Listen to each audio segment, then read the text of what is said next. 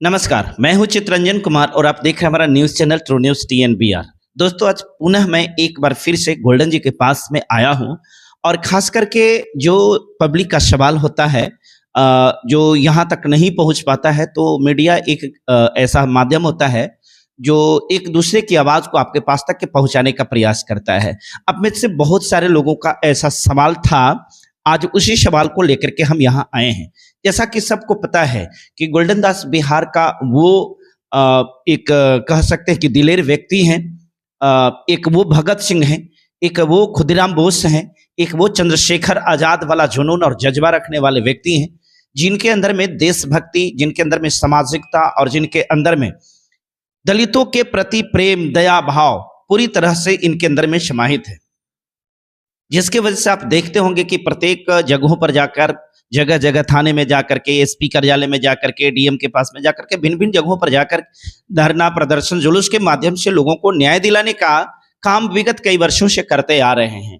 जिसके वजह से इनके बिहार नहीं कह सकते, भारत के कोने कोने में लोग इनको जानते भी हैं और बहुत सारे इनके फॉलोवर्स भी हैं। इस प्रकार से अगर कहा जाए तो भारत में एक दलित चेहरा के नाम पर जो चंद्रशेखर आजाद रावण जी हैं, तो ठीक उसी प्रकार से वो यूपी से अगर हैं तो ये बिहार का चंद्रशेखर कह सकते हैं। लेकिन हम चंद्रशेखर की बात अगर करें तो थोड़ा सा बेईमानी हो जाएगा, क्योंकि प्रत्येक लोगों का अपना अपना क्षेत्र होता है, अपना अपना कार्य करने का तरीका होता है। जिस प्रकार से चंद्रशेखर जी भीम आर्मी बनाकर के अपने सांगठनिक माध्यम से जो कार्रवाई करते थे, आज वो चीज उनमें नहीं दिख रहा है, क्योंकि ऐसा जरूरी भी है, इसलिए कि वो उनकी राजनीति जो है अब इंटेलेक्चुअल पॉलिटिक्स हो गई है। जिसके वजह से भीम आर्मी के द्वारा जो उनका कार्य था, कार्य करने का तरीका था, वो नहीं रहा। लेकिन उसी तौर पर, उसी तर्ज पर, उसी के आधार पर, उसी की तरह बिहार में काम करने वाले ये गोल्डन जी हैं, जो अपने आप को पूरी तरह से समर्पित भाव से जाकर के थाना अधिकारी के पास में जाते हैं और सवाल पूछ लेते हैं कि आखिर हमारे लोगों के साथ अन्याय करने का तुम्हें अधिकार किसने दिया है।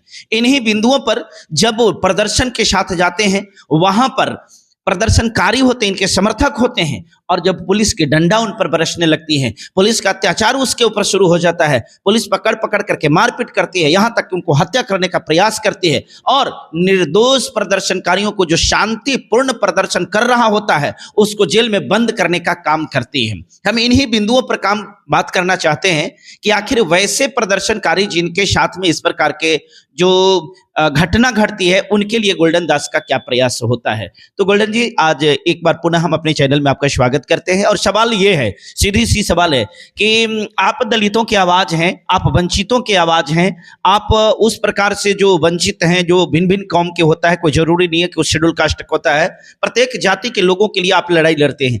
आपके सहयोगी जब थाने में जाते हैं, उनके साथ में आपके प्रदर्शन के ऊपर पुलिस का जो रवैया होता है, पुलिस की जो कार्यवाही होता है, वो एक प्रकार से आपराधिक छवि वाला होता है और आप लोगों के साथ मारपीट करता है। आपके जो अनुयायी हैं, आपके जो फॉलोअर्स हैं और आपके जो प्रदर्शनकारी, उनको मारपीट कर करके जेल तक बंद कर देता है। आप उनके लिए क्या करते हैं? सबसे पहले आपको TNBR न्यूज़ को बहुत बहुत धन्यवाद, साथ ही आपको, और हम इस माध्यम आपके न्यूज़ चैनल के माध्यम से जितने भी नौजवान साथी देखते हैं एवं माताओं बहनों को क्रांतिकारी जय भीम। चितरंजन जी, देखिए, प्रदर्शनकारियों पर लाठीचार्ज करती है, प्रदर्शनकारियों को अगर पुलिस जेल भेजती है, बिल्कुल ये गलत है और निंदनीय है।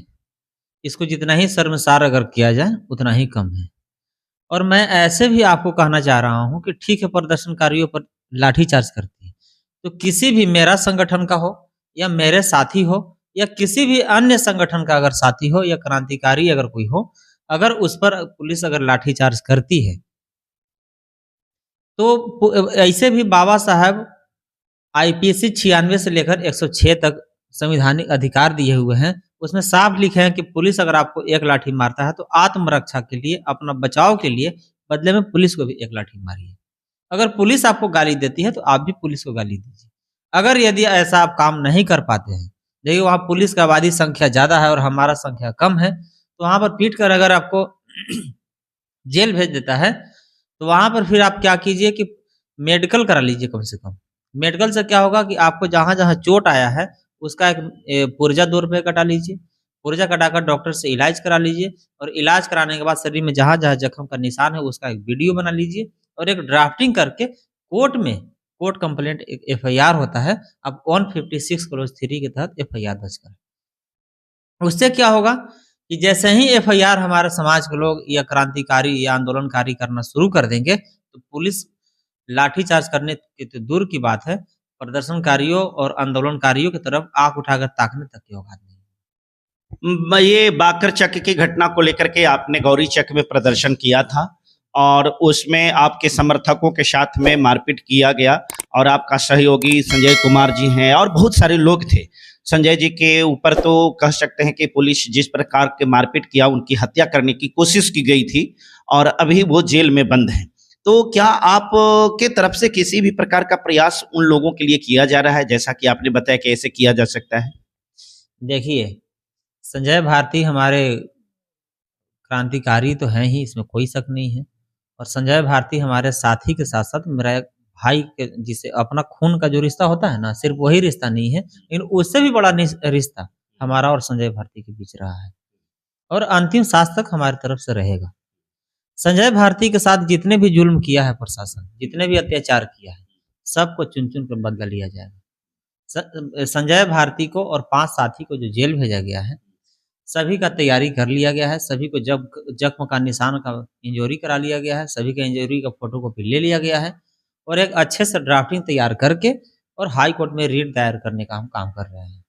इसलिए कि जैसे पुलिस का कहना है कि हमारे प्रदर्शनकारी लाठीचार्ज किए पथराव किए, तो ठीक है मेरा साथी लोग आंदोलनकारी लोग पुलिस पर पथराव किया, तो पुलिस केस किया। तो फिर पुलिस भी वीडियो में दिख रहा है लाठी से मारते हुए, तो फिर उस पर केस कौन करेगा? थाना के खाता, थाना के वही और जो लिखे थाना वही सही, ऐसा नहीं चलेगा। आप ऑनलाइन हाई कोर्ट का बहस आप सुनते होंगे, हम तो सुनते हैं और देखे भी हैं। वहाँ अच्छा से अच्छा, बड़ा से बड़ा आईएएस, बड़ा से बड़ा आईपीएस जाकर और बाप-बाप करके गिड़गिड़ाता है जज के सामने। तो उसी तरह वो हम वीडियो देखे तो हमारा भी एक मन में ख्याल आया कि नहीं हाई कोर्ट में रिट दायर करेंगे तो हमें न्याय मिल सकता है। तो अच्छा से सारा बिंदु पर एक अच्छा सा ड्राफ्टिंग कराया जा रहा है। हाई कोर्ट के सीनियर अम्बेडकरिस्ट वकील हैं और ड्राफ्टिंग करा के बहुत जल्द हाई कोर्ट में मूव किया जा रहा है और रिट दायर करके जितने भी पदाधिकारी वो सिपाही हो कि दरोगा हो कि एसपी हो, जो भी दोषी है, सभी पर कार्रवाई करवाने का हम काम करेंगे। वो लोग जो इस बात को लेकर के डरते हैं कि भाई प्रदर्शन में जाने के बाद मारपीट हो जाता है, जेल जाना पड़ता है, क्योंकि इस प्रकार की घटना सिर्फ यहाँ नहीं गया कि भी मैं बात करूँ तो भीम आर्मी के द्वारा वहाँ भी प्रोटेस्ट मार्च किया गया था, प्रोटेस्ट किया गया था, प्रदर्शन किया गया था और वहाँ तो हम कह सकते हैं कि हम जब देखते हैं तो ऐसा लगता है कि जानवर को भी अगर कोई मारता है तो थोड़ा बचा-उचा करके मारता है, लेकिन पुलिस तो इस प्रकार से बेरहमी से पीट रही थी। एक हमारे पत्रकार गौतम जी हैं, गौतम जी जो पासवान जाति से रहे हैं, उनको तो जात पूछ करके और इस प्रकार से मार मारा है, इस प्रकार से मार मारा है कि अगर उनको 10 मिनट नहीं अगर छोड़ा जाता तो उनकी हत्या भी हो जाती है। तो इस प्रकार से जो लोग आपके प्रदर्शन में आ रहे हैं या जिनके प्रदर्शन में जाते हैं, मारपीट होता है उनके साथ में, तो उनके लिए आपका क्या संदेश है? उनको आना चाहिए या डर से छोड़ देना चाहिए? क्या करना चाहिए? देखिए चित्तरंजन जी, सबसे पहले आप बोले कि गौतम पासवान जी जो पत्रकार हैं, उसको पुलिस जात पूछ कर मारा है। तो हमको देखने से पुलिस किसी को मारता नहीं है, पुलिस वो लोग खुद पिटाता है। गौतम पासवान को मारा, गौतम पासवान को सर भी फटा था, गौतम पासवान हॉस्पिटल में जाके मेडिकल भी कराए थे, गौतम पासवान को पकड़ के जेल भेज दिया, गौतम पासवान जेल से छूट भी गए। क्या अपना मेडिकल के आधार पर और अपना जख्म के निशान के आधार पर पुलिस पर मुकदमा दर्ज कराएं? नहीं कराएं। तो यहाँ हम किसका गलती कहें, गौतम को या पुलिस को?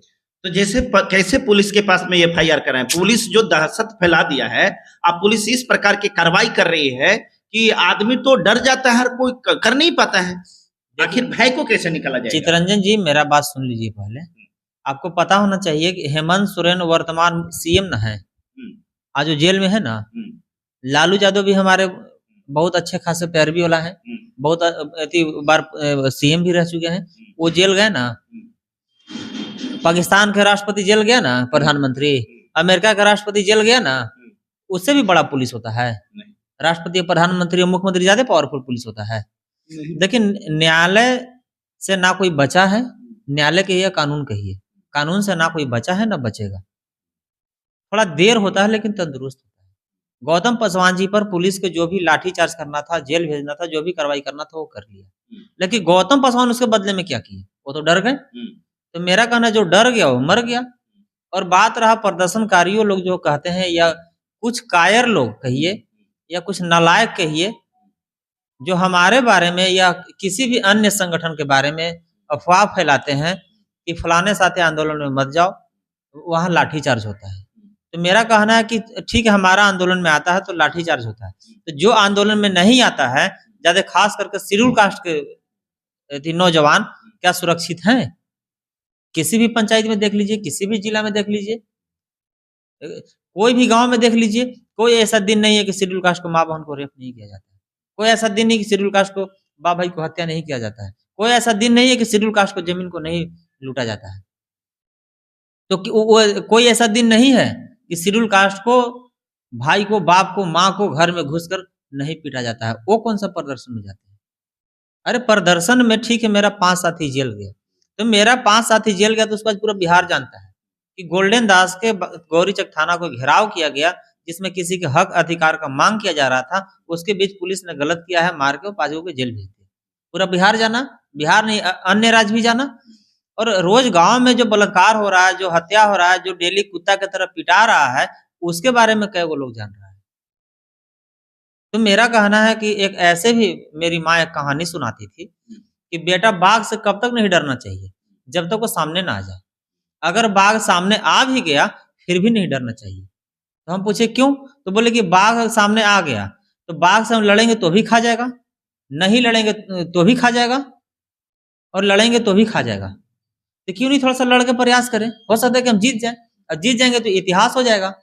तो उसी तरह कहना है मेरा कि देखिए गाँव में आप लड़ रहे हैं, अपना हक अधिकार को बात कर रहे हैं, तो भी आप पिटा रहे हैं। और हक अधिकार की बात नहीं कर रहे हैं, नहीं लड़ रहे हैं, तो भी आप पिटा रहे हैं। तो क्यों नहीं हम लड़ के पिटाएँ?